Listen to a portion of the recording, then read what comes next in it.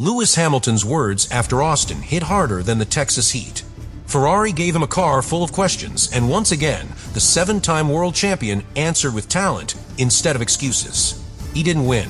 He didn't even stand on the podium.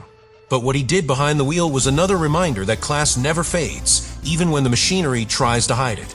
And what Hamilton said after the race left the paddock silent. Lewis Hamilton's race in Austin was a mechanical ballet, every move calculated, every decision timed to perfection. The Ferrari SF25 may not be the fastest car on the grid, but in Hamilton's hands, it became something else, an instrument of control. The Grand Prix wasn't won in raw speed, it was conquered in rhythm. From a first lap, he treated the tires like living organisms, coaxing them to survive in conditions that devoured everyone else's.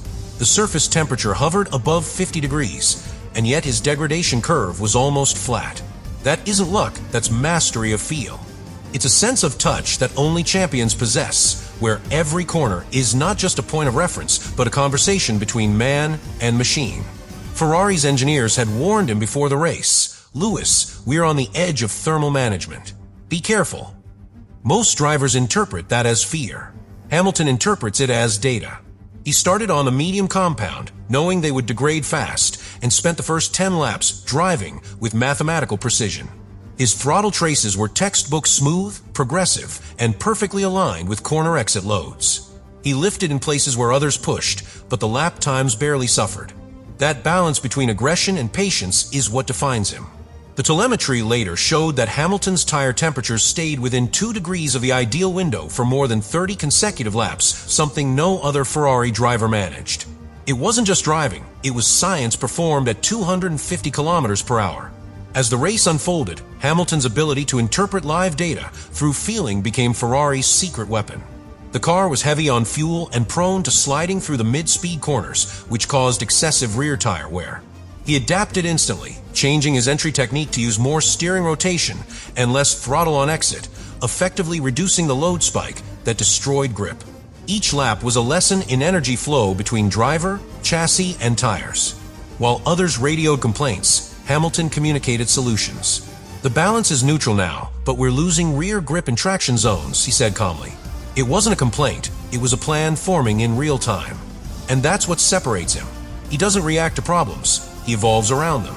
The pit wall wanted to stop him on lap 28, fearing undercut pressure from McLaren. Hamilton refused. "The tires are fine," he said. "Give me 3 more laps."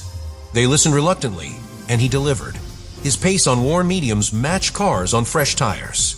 When he finally pitted, the stop was flawless, the outlap surgical. He rejoined ahead of both Alpines and one Mercedes, turning potential loss into gain through intuition alone. Ferrari's strategy sheet would later note that his call saved the team approximately 7.2 seconds of net race time. That's not a lucky guess. That's 20 years of experience compressed into one sentence of radio communication. The second stint on hard tires was where Hamilton truly shined. With fuel burning off and grip fading, he began to manage the entire race from the cockpit like a conductor leading an orchestra. His brake bias shifted forward to protect the rear axle. His differential settings changed 3 times to optimize corner exit, and his energy deployment through the hybrid system became a tactical dance, saving battery on the straights, releasing it where traction was weakest. Each decision reflected the precision of a mind that understands Formula One not as chaos, but as a pattern. And through it all, his voice remained calm. "Car feels stable," he said on lap 43, even though his rivals were reporting overheating brakes and blistering tires. That's Hamilton. He absorbs pressure and gives back control. Then came the scare. With 6 laps to go, a vibration started building through the rear left. The telemetry hinted at a possible puncture. The pit wall went silent, unsure whether to pit or risk it. Hamilton made the call for them. "I'll keep it steady." He adjusted his braking zones, reduced load through the fast corners, and drove with surgeon-like precision. Every lap after that was a lesson in restraint, never too much, never too little. Piastri was closing in behind, the gap shrinking, but Hamilton didn't flinch. He crossed the line in 4th place, exhausted but composed. When he unclipped his helmet, the sweat told one story, and the smile told another. He had tamed the untamable. From the first practice laps, you could sense it. Hamilton was playing a different game. While others hunted for one-lap performance, he was studying the track, feeling the grip level, mapping the invisible patterns of wind and temperature that only experience can decode. The Ferrari SF-25, fragile and inconsistent, refused to behave. The rear end danced over bumps, the front washed wide in the fast S's, and the car looked as though it belonged to another category altogether. Yet, Hamilton never complained. His radio was pure calculation, feedback, observation, adjustment. "Front feels light," he said, "but we can fix that." Those words, calm and surgical, reminded everyone why Ferrari brought him here. Friday was a struggle, Saturday a storm. Sprint qualifying began with the same frustration that had haunted Ferrari all season: balance issues, tire warm-up problems, and setup that seemed allergic to consistency. Hamilton's first laps looked scrappy, almost desperate, but then came the turnaround. On his final attempt, with the car still sliding through turn 11, he pulled out a lap that didn't make sense on paper, aggressive yet controlled, balancing chaos with rhythm. 8th on the grid for the sprint. It wasn't magic, it was experience. And in a field dominated by younger legs and newer egos, that experience still carried weight. When the sprint lights went out, the chaos of turn 1 arrived as it always does in Austin: 3 cars wide, smoke, contact, and instinct. Hamilton saw it all unfold in a fraction of a second and chose precision over panic. A quick lift, a measured correction, and he emerged unscathed while others scattered. It was like watching an artist draw lines where everyone else saw a mess. By the end, he was 4th. Not by luck, but by pure racercraft, reading the battlefield like only veterans can. In that moment, he reminded everyone that his talent was never about dominance, it was about control. Sunday carried a different energy. The temperature dropped slightly, but the pressure rose. Hamilton lined up 5th on the grid, eyes locked on the long uphill run to turn 1. The start was clean, controlled. No dive bombs, no mistakes, just measured aggression. He kept his tires alive in the opening laps, listening to every vibration, every microsecond of feedback through the steering wheel. His radio messages were methodical, like a man dictating a chess match. Balance is better now, but the fronts are starting to slide. Behind those words was the confidence of someone who knows exactly how much pain the car can take before it bites back. Then came the final act. Lap 47, the long run to the checkered flag. The Ferrari began to tremble under the Texan heat. Something wasn't right, a subtle vibration, a loss of rear grip, maybe just the brutal nature of the circuit. But Hamilton didn't slow down. He didn't break rhythm. He adapted, shifted braking points, changed his lines, and guided the car home to 4th. No victory, no champagne, just mastery. In a sport obsessed with youth and statistics, he delivered something rarer: endurance under pressure.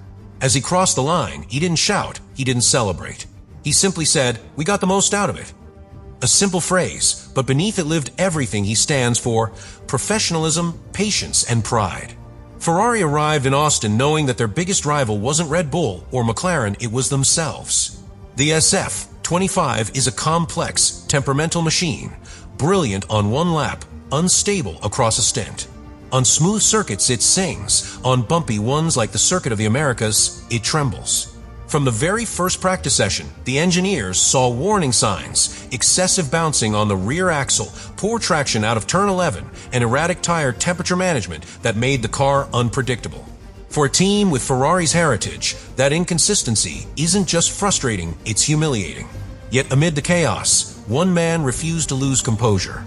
Lewis Hamilton didn't curse, didn't complain, didn't dramatize. He simply began solving the problem. He approached the weekend not like a driver chasing tenths, but like an architect diagnosing structural imbalance. Every lap was an investigation. He used each run to build a mental map of how the car responded to track evolution, noting how the high-speed SEs masked understeer that later turned into snap oversteer through the slower corners. Most drivers simply adapt, Hamilton anticipates. When the engineers at Ferrari debated whether to raise the ride height to counter the bumps, it was Hamilton who insisted on small, methodical changes instead. "Let the car move," he said. "If we stiffen it, we'll lose the front." He was right. By Saturday morning, his side of the garage had found a balance that Leclerc's hadn't. It wasn't perfect, but it was raceable. That difference in approach, patience over panic, is why Ferrari's engineers now speak of him as their compass. The biggest issue for Hamilton wasn't outright pace, it was confidence on entry. The SF-25 struggles with load transfer, making it nervous under braking. In Austin's tricky turn 12, that flaw became a nightmare. The rear would step out, forcing corrections that cost him up to 0.2 every lap. Most drivers would compensate by braking earlier or softening their inputs. Hamilton, however, changed his line geometry entirely. He began braking diagonally, spreading the energy across the chassis, minimizing the moment that triggered the instability. By doing so, he masked a design flaw with driving artistry. It's something only he could do, and Ferrari's data analysts later confirmed that his steering traces looked unlike anyone else's. He had literally created a new way of driving the car. The Ferrari engineers were astonished by the feedback loop Hamilton established over the weekend. Between sessions, he didn't just sit in debriefs, he led them. He'd bring the laptop closer, point at the data, and correlate telemetry with sensations. Here, he'd say, the rear starts to oscillate before the grip actually goes. You can feel it through the steering rack before the numbers show it. For younger engineers, it was a masterclass. His intuition was outpacing the sensors. And that's what Ferrari has been missing for years. Not just a fast driver, but an interpreter, a mind that can translate mechanical behavior into human understanding. Hamilton gave them that clarity through chaos. Even his mental approach was different.